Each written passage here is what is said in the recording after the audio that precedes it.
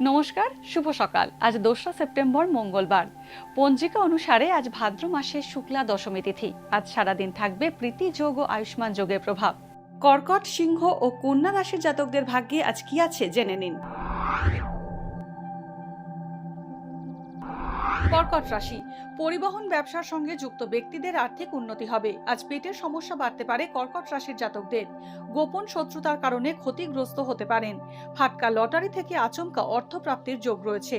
সন্তান লাভ হতে পারে। সিংহ রাশি, আজ মানসিক অবসাদের শিকার হতে পারেন সিংহ রাশির জাতকরা। পরিবারে নতুন অতিথি আসার সম্ভাবনা রয়েছে। স্ত্রী রোগের প্রকোপ বাড়তে পারে। আর্থিক সমস্যার সমাধান পেতে পারেন। জটিল সমস্যা এড়িয়ে চলুন, দাম্পত্যে অশান্তি বাড়বে। কন্যা রাশি, আজ কন্যা রাশির শিল্পীরা প্রতিভার স্বীকৃতি ও সম্মান পেতে পারেন। কর্মক্ষেত্রে সুনাম বাড়বে। অচেনা ব্যক্তির সাহায্য পেতে পারেন। দ্বিধা ত্যাগ করলে সঠিক সিদ্ধান্ত নিতে পারবেন। বিদেশ যাত্রা বা কর্মসূত্রে ট্রান্সফার হতে পারেন।